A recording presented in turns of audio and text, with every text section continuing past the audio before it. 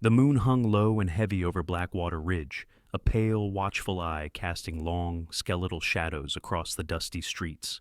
Decent folk had long since shuttered their windows against the night, but Clara Vance stood pressed against the rough-hewn siding of the general store, her breath hitching in her throat, her heart hammered against her ribs like a trapped bird, threatening to give her away with its frantic rhythm. Clutched in her trembling hands was a carpetbag that held the sum total of her 19 years on this earth. 2 faded calico dresses, her mother's dog-eared Bible, and $17 in silver coins she had squirreled away by taking in washing over the last 3 years. Through the thin, warped wood of the saloon next door, the booming, raucous laughter of Silas Thorne drifted into the alleyway. The sound made Clara's stomach turn over. Silas was a man of appetites, for drink, for gambling, and for control. Tomorrow he was coming to collect on the debt her stepfather had owed him. But it wasn't money Silas was coming for. The marriage contract had been signed in a drunken haze, selling Clara off like a prize heifer to settle a losing hand of poker. Clara had seen the bruises on Silas's previous wives, dark secrets hidden beneath high collars and expensive lace. She knew the fate that awaited her in that sprawling house on the hill, a slow, suffocating death of the spirit. She waited until a jagged cloud obscured the moon before making her move. The stable boy, a sympathetic lad named Jem, had left the back paddock unlatched as promised, swayed by the sheer terror in Clara's eyes and the last $2 she could spare. Inside the pen, her father's old mare, Bessie, nickered softly. "Shh, girl," Clara whispered, running a hand along the horse's velvet muzzle. "We have no choice. We have to run." Her hands shook violently as she threw the saddle over Bessie's back. Every creak of the leather sounded as loud as a gunshot in the midnight quiet. Clara had never traveled beyond the town limits of Blackwater Ridge. She had never slept under any roof but her family's, but staying meant becoming property, and Clara would rather face the wolves, the rattlesnakes, and the scorching sun than Silas Thorne's heavy hand. Leading Bessie out the back gate, she winced at the crunch of hooves on the packed earth. The edge of town loomed ahead, marked by the last gaslight. Beyond it lay nothing but miles of sagebrush, red rock, and uncertainty. She had heard the stories of what happened to women alone in the Badlands, outlaws, exposure, madness. But those were merely possibilities. Silas was a certainty. Clara mounted up and kicked Bessie into a run. The first few miles passed in a blur of adrenaline and terror. She kept looking back over her shoulder, expecting to see torches and hear the thunder of pursuit. But Blackwater Ridge slept on, unaware that one of its daughters had chosen the unknown over the unbearable. By the time the eastern sky began to bleed into a pale gray, she had put 10 miles between herself and her prison. Bessie's sides heaved with effort, the old mare foaming at the bit. Clara knew they needed to rest. She found a cluster of cottonwoods near a dried creek bed and dismounted on legs that felt like jelly. The vastness of the landscape struck her then. It was an endless sea of scrub and rock beneath a sky so wide it made her dizzy. She had traded 4 walls for infinite emptiness. "No going back now," she whispered to the wind. 3 days passed in a grueling haze. She rode by night to avoid the blistering sun and hid by day in whatever shade she could find. Her water ran low, then ran out completely. Clara's lips cracked and bled. Her tongue felt like a piece of dry leather in her mouth. Bessie stumbled more frequently, her head hanging low. On the 4th morning, as Clara searched desperately for a spring, she spotted a silhouette on the ridge above. A lone rider sat atop a massive bay gelding, watching her. The sunrise behind him painted him in shadow, broad shoulders, a flat-brimmed hat, and the dull glint of metal. Clara's hand went instinctively to the heavy Colt revolver she had stolen from her stepfather's drawer. It was unloaded, a useless bluff, but it was all she had. The rider began to descend the ridge. He didn't rush. He moved with the inevitability of a rock slide. Clara stood her ground, one hand on the pistol butt, trying to project a courage she didn't feel. As he drew closer, details emerged from the morning haze. He had dark hair that curled at the collar, a face weathered by wind and sun into hard angles, and eyes the color of moss in a riverbed. A Winchester rifle rested easily across his saddle, and 2 pistols rode low on his hips. He stopped 20 feet away, touching the brim of his hat. "Ma'am," he said. His voice was a deep rumble, rough as the desert floor. "You look to be in some trouble." Clara lifted her chin, though the movement made her head spin. "I'm managing fine, thank you." A ghost of a smile touched his lips. "That's so? Your horse says different." His green eyes swept over Bessie with a knowing assessment. "When's the last time either of you had water?" Pride warred with desperation inside her, pride lost. 2 days, she croaked, the words scraping her parched throat. The stranger swung down from his saddle with a fluid grace that spoke of a lifetime on horseback. He unhitched a canteen and walked toward her, stopping just out of arm's reach. "Name's Elias Rook," he said, holding out the canteen, "and you can put that pistol away. If I meant you harm, I'd have done it from the ridge." Clara hesitated, then took the water. The first sip was pure salvation, cool and clean. She forced herself to stop, pouring the rest into her hat for Bessie. The mare drank gratefully. I'm Catherine Miller," she lied. "Sure you are," Elias drawled. "And I suppose you're out here taking the air for your health?" Clara flushed. "My business is my own, Mr. Rook." "That it is. But this desert don't care much about business. It'll kill you just as dead whether you're a saint or a sinner." He studied her, and she felt he was reading every secret written on her face. "There's a water hole 5 miles northwest. I'm headed that way. You'd best follow." He turned to leave, expecting her to comply. Clara watched his broad back, wrestling with the danger of following a strange man versus the certainty of dying alone. "Mr. Rook," she called out. He paused. I would be grateful for the guidance." His smile was barely there, but it softened his face. "Smart choice, Catherine Miller. Let's get that horse of yours moving before she drops." As she followed him, Clara couldn't shake the feeling she had traded one form of danger for another. But Elias Rook walked with a heavy soul. She could see it in the slump of his shoulders when he thought no one was looking. He was running from something, too. They reached the water hole, a hidden oasis of red rock and mesquite, by midday. Elias was meticulous. He made her wait while he checked the perimeter, his hand hovering near his gun. Only when he was satisfied did he allow the horses to drink. "Slowly," he commanded, his hand covering hers on Bessie's reins. The contact sent a jolt through her. "Too much too fast will make them sick." They sat in the shade of the rock overhang. Elias rolled a cigarette with practiced ease. "You're running from a man," he observed. It wasn't a question. Clara stiffened. "I told you. You told me a name that ain't yours. You're riding a horse that's been ridden hard, carrying a gun you don't know how to use, and you keep checking your back trail." He lit the match with his thumbnail. "Husband? Fiancé." She spat the word like a curse. "Not by choice." Elias nodded slowly. "Bad spot to be in." "And you?" she challenged. "What are you running from, Elias Rook?" "Men who want to see me dance at the end of a rope," he said flatly. "I'm a wanted man, Catherine. Bounty on my head in 3 states. Fear should have sent her running, but looking at him, at the way he had cared for her horse, the way he shared his water, she didn't feel afraid. She felt a kinship. "Did you do it?" she asked. "Whatever they say you did?" "I killed a man," he admitted, his eyes fixing on the horizon. "Baron Caldwell's brother. He was hurting a woman, my wife. I put a stop to it, but I was too late to save Sarah." The grief in his voice was a canyon, deep and echoing. Clara softened. "I'm sorry." "Don't be. It's done." He stood up, dusting off his pants. "Rest here. We move at dusk. I'll get you to Ironwood. You can catch a train there." Clara slept fitfully, clutching the empty pistol. She woke to the sound of voices, rough, ugly tones that didn't belong to Elias. She cracked her eyes open. 3 men were at the water's edge. Elias stood between them and Clara, his stance relaxed, but deadly. "Well, looky here," a thin man with a scar across his nose sneered. "Gideon, look who we found, Elias Rook." "Amos," Elias greeted coldly. "Still riding with trash, I see." "And you're riding with... what is that?" Amos peered past Elias at Clara. "A little filly? Maybe we can take her off your hands." Clara scrambled to her feet, her heart pounding. "She's with me," Elias said, his voice dropping an octave. 3 against 1, Rook. You were always fast. But are you that fast? "Fast enough to put a bullet in your eye before you clear leather," Elias promised. But you don't want her, Amos. She's got the pox. That's why I'm taking her to the pest house in Ironwood. Clara caught on instantly.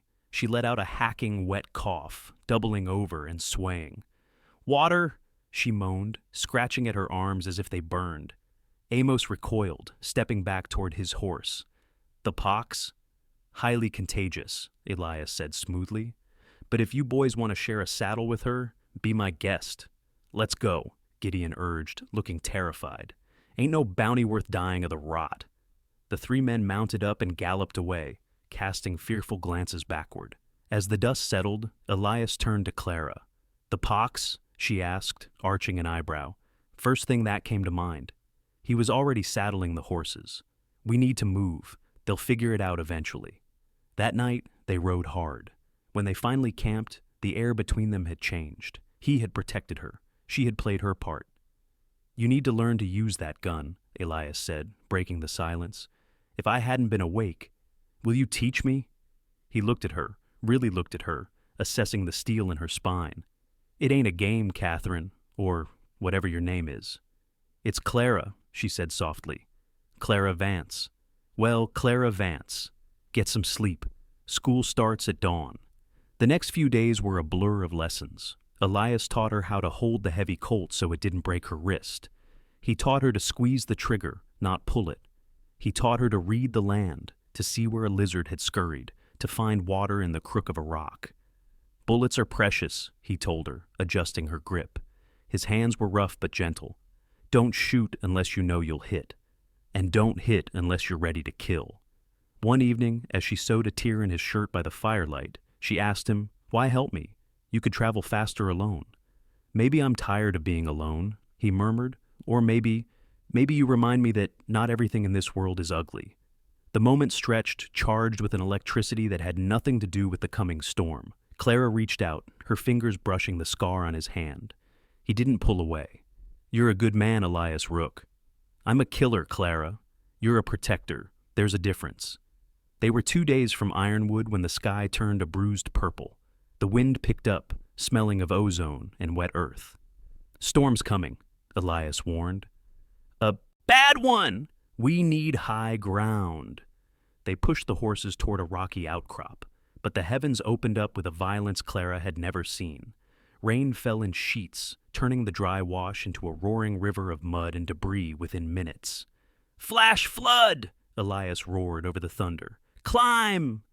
They scrambled up the slick rocks, dragging the horses. The water rose with terrifying speed, a brown slurry that snapped trees like twigs. They huddled under a shallow overhang, soaked to the bone as the world washed away below them. In the chaos, the saddlebags containing their food and Elias's rifle were swept away. But they were alive.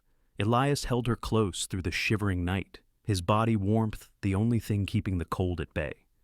We'll make it, he whispered into her hair. I promise.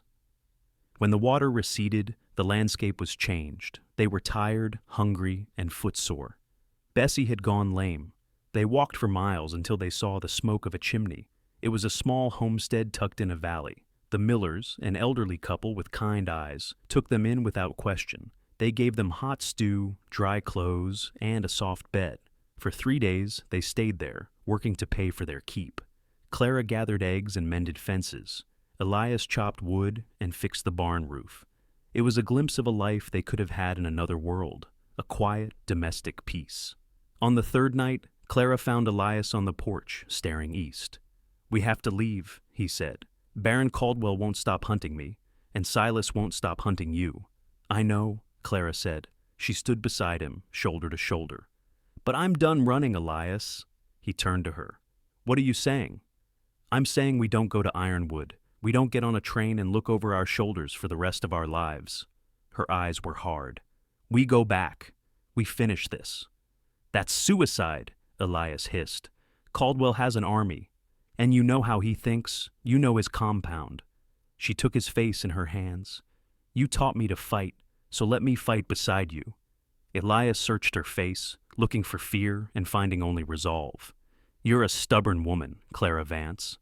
I learned from the best. He leaned in, his forehead resting against hers. If we do this, there's no going back. I don't want to go back. I want a future. With you. He kissed her then, a desperate searing seal on their pact. It tasted of rain and danger and hope. They rode out the next morning, armed with supplies from the millers and a plan born of desperation. They didn't head for the train. They rode straight into the heart of the lion's den. Baron Caldwell's ranch was a fortress. Elias knew the layout intimately. He used to work there before the trouble started. They waited until dawn, the light just beginning to bleed over the mesas. "He'll be in the main house," Elias said, checking his pistols. "Silas is likely there too, trying to buy Caldwell's hired guns to find you. I take the high ground," Clara rehearsed, clutching the borrowed Winchester the millers had given her. "You draw them out." "If I fall, you won't," she said fiercely. Elias rode into the courtyard, shouting Caldwell's name. It was a brazen, foolish move that froze the guards in sheer confusion. "Caldwell, I'm done running," Elias's voice boomed. The Baron emerged on the balcony, a silk robe around his rotund frame. Beside him stood Silas Thorne, looking jagged and mean. "Rook," Caldwell laughed. "You saved me the trouble of hunting you." "And you brought my property back," Silas sneered, scanning the yard. "Where is she?" "She's not property, Silas," Elias yelled. "And she's not here. I came to settle my debt, man to man." "Kill him!" Caldwell waved a hand dismissively. The yard erupted. Men drew weapons, but before they could fire, a crack echoed from the ridge. The rifleman nearest Elias dropped, clutching his shoulder. Clara cycled the bolt of the Winchester, her breath steady. "Squeeze, don't pull." Chaos took hold. Elias moved like a phantom, diving behind a water trough, his Colts barking fire. He dropped 2 men in seconds. Clara picked off a man on the roof who had drawn a bead on Elias. "Sniper!" someone yelled. "On the ridge!" Silas realized it first. "It's the girl!" he screamed, grabbing a rifle. "Get the girl!" Elias saw Silas aiming for the rocks where Clara was hidden. He broke cover, exposing himself to fire. "Silas, look at me!" Silas turned, firing wildly. A bullet grazed Elias's ribs, spinning him around. He fell hard in the dust. "No!" Clara screamed. She abandoned her position, scrambling down the scree slope, sliding and falling, the Colt in her hand. Silas stood over Elias, a cruel grin on his face. "I'll kill you, then I'll break her," he spat. "Hey!" Clara shouted. Silas spun around. He saw a disheveled, dirt-streaked woman standing 10 feet away, leveling a pistol at his chest. "Clara," he laughed, "put that toy away before you hurt yourself." "I said I'm not property, Silas." She didn't hesitate. She didn't flinch. She squeezed the trigger. The shot hit Silas square in the chest. He looked down, stunned, before collapsing backward into the dirt. The silence that followed was deafening. Baron Caldwell stood frozen on the balcony. Elias struggled to his knees, his gun trained on the Baron. "Call them off, Caldwell," Elias wheezed, "or the next one is for you." Caldwell looked at Silas's body, then at the woman who had dropped him, then at the wolf of the desert bleeding in his yard. "Stand down!" Caldwell shrieked to his men. "Let them go!" Elias limped to his horse, Clara rushing to his side to support him. She helped him mount, then swung up behind him on the bay. "We're leaving," Elias called out. "If you send anyone after us, I won't miss next time." They rode out of the gates, leaving the dead and the defeated behind them. They didn't stop until the ranch was a speck in the distance. They collapsed near a stream miles away. Clara tore strips from her petticoat to bind Elias's ribs. The bullet had passed through, painful, but he would live.